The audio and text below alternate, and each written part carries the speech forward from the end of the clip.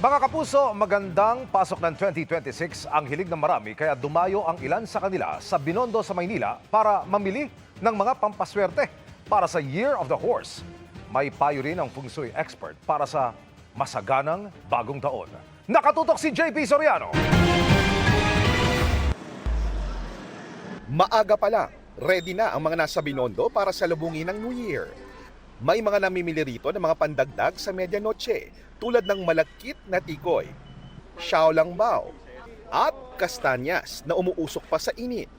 Tinanong namin ang ilang mamimili ng kanilang wish for 2026.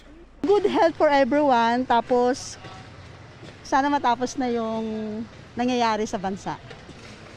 Mawala na.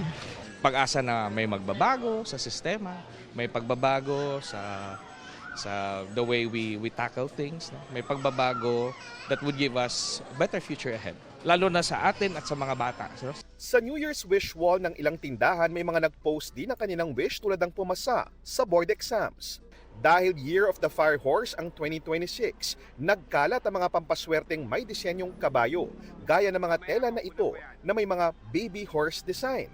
Si Venus nakaugalian ng pumunta sa Binondo tuwing bisperas ng bagong taon. Bumili ng horse figurine na nasa 380 pesos ang halaga. Good health, magandang pasok na income, sama-sama kami, yun lang po. Meron ding prosperity box for 2026 na kumpleto na ng mga kailangang lucky charms at ampaw. Sabi ng feng shui expert, may kanya-kanya ring kapalaran, depende sa inyong kapanganakan. Gaya ko na Year of the Rooster.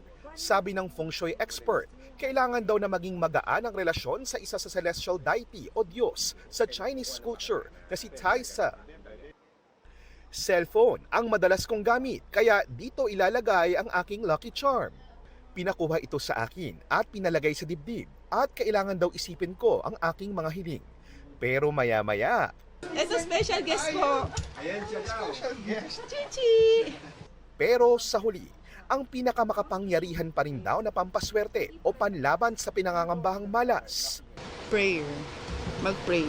Prayer is the most powerful. At syempre, importante na may sipag, tiyaga at diskarte para matupad ang mga nais mong mangyari.